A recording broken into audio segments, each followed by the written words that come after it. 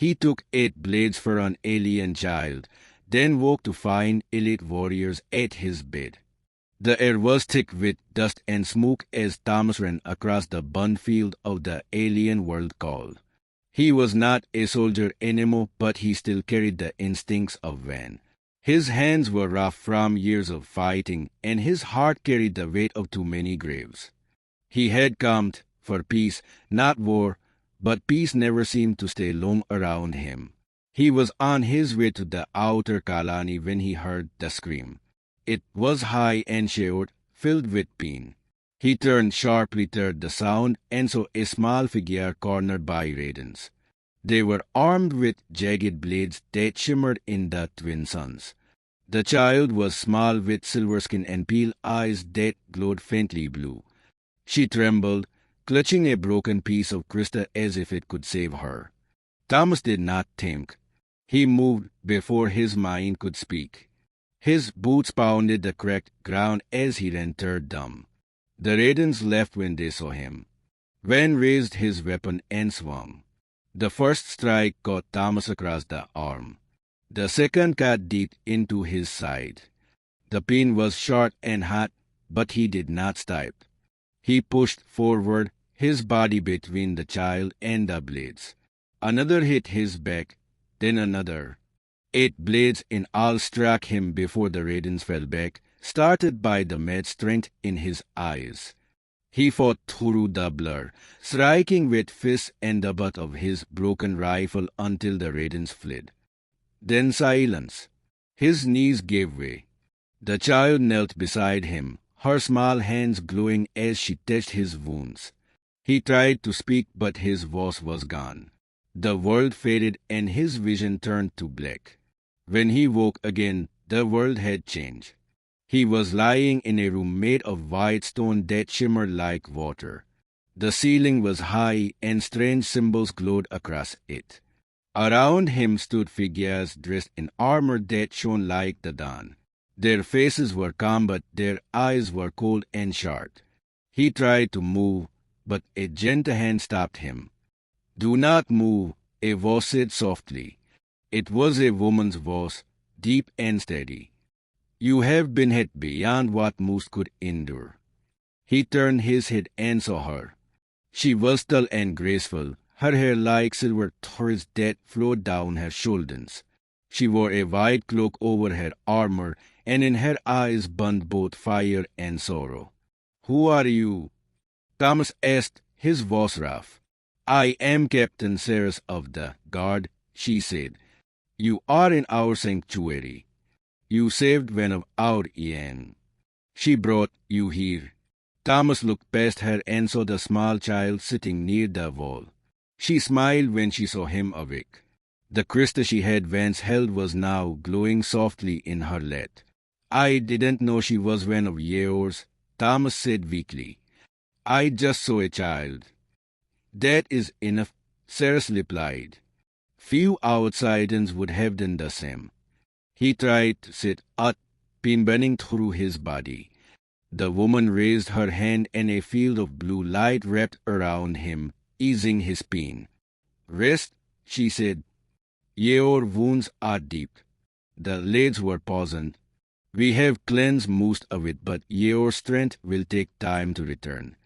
Thomas closed his eyes and breathed slowly. He could feel strange warmth spreading through him as the energy worked. His memories of the attack flickered in his mind like broken light. 8 blades, 8 burning lines across his flesh, 8 reasons he should have died. Days passed, though he was not sure how many. Time seemed slower there. The warriors came and went, always silent and disciplined. They were unlike any soldiers he had ever seen. Their armor seemed alive, shifting in color with their movements. Their eyes glowed faintly in the dim light. They called themselves the guardians of the sacred bloodline. The child he had saved was named Nira. She came to him often, bringing food that shimmered like liquid crystal and water that tasted like air. She never spoke much, only smiled and looked at him with wide, curious eyes. Sometimes she hummed a strange tune that echoed softly in the room. When night, Cyrus came again. She stood beside his bed for a long moment before speaking. "Do you know what you did?" she asked quietly. "I saved a child," Thomas said. "You saved the heir of the crystal throne," Cyrus said. "The daughter of our queen." Thomas stared at her. "That little girl?" "Yes," Cyrus said. "Neither is the only blood of the ruling line. The Raidens who attacked her were part of a rebel faction that seeks to end our rule. You stood between her and death. You took 8 blades meant for her heart." He did not know what to say. He had not done it for reward or for a crown. He had simply acted. "She would not start crying until you were brought here," Cyrus continued. "Our healers worked through the night. Even when they said your body was too damaged to recover, she refused to leave your side. Her power reached into you. She shared her own life force with you." Thomas looked toward the child again. She was asleep now, curled up near the glowing crystal. He could see faint lines of blue light connecting her to the walls as if the room itself protected her. "Why are your people still fighting?" Thomas asked. "You have such strength, such beauty. Why war?" Cyrus lowered her gaze. "Because fear never dies," she said, "even among stars. The rebels want power. They believe our bloodline has grown weak. They think taking Nita will give them the right to rule. And now that I saved her," Thomas said slowly, "they will come again." "They already have," Cyrus replied. "Our scouts found their trail near the outer mountains. They will come for you too. They know a human stands in their way now. They will not forgive that." Thomas's body was still weak, but his spirit was sharp again. He looked at his hands, covered in faint scars that glowed where the wounds had closed. "I have faced worse," he said. "You should not need to fight again," Cyrus said. "Your world is far from here. We will send you home when you are strong." He shook his head. "If I leave, they will find her. I am not leaving her." Cyrus looked at him for a long moment, her expression unreadable. Then she nodded once. "Then you will fight with us." The next weeks were filled with training and preparation. Thomas regained his strength faster than anyone expected. The healer said the child's life energy inside him was changing his body. He could move faster, heal quicker, and see farther than before.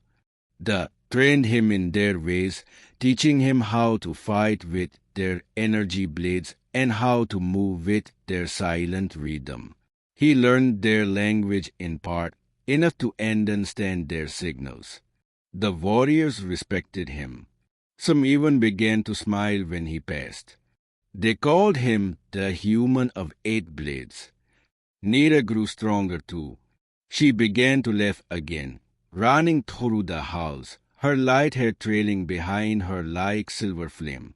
Sometimes she would sit beside Thomas and draw symbols in the air. He did not understand them, but they filled him with peace. The night before the attack came, Sarah stood beside him on the balcony overlooking the valley. The twin moons shone on the crystal towers below. "You could still live," she said. "We would understand." Thomas looked out at the stars. "Not after what I've seen. Not after what I owe her." Sarah smiled faintly. "You carry a heavy heart, human. Yet your courage shines through it." "I've carried worse," he said softly. "This one feels right." When dawn came, the rebels arrived. The ground trembled with their machines. Black smoke filled the horizon. The alarms ran through the sanctuary. The warriors lined the walls, their blades drawn. Thomas stood among them, his armor fitted to his frame, glowing faintly blue like theirs. The battle was swift and brutal. Energy bolts flashed through the air. Thomas fought side by side with Ceres, his blade cutting through armored foes. He felt every strike like a drum in his chest, but he did not stop. He remembered the child's scream and the weight of those 8 blades. When the last of the rebels fell, silence returned to the valley. Smoke drifted into the rising sun. They gathered their wounded. Sarah stood beside him, her armor cracked and smoking. "It is done," she said. Thomas looked around. "For now," he said. "But peace never stays long." Sarah looked at him, her expression soft. "Perhaps not. But as long as people like you exist, there is still hope." Later that night, when he lay resting again, Nira came to him. She placed her small hand on his chest. "You won't leave?" she asked quietly. He smiled faintly. "Not while you need me." Her eyes glowed softly. "Then you are one of us now." From that night onward, Thomas stayed among them. He fought beside them, trained their young, and guarded the child who had given him new life. They called him by a new name, Keltir, which in their language meant the one who stands. And sometimes, when the night was quiet, he would touch the scars on his body, faint lines of light that never faded, and remember the day he took 8 blades for a child who became his reason to live. He had come for peace, and though the stars still burned with war, he had finally found it in the eyes of those who called him their protector.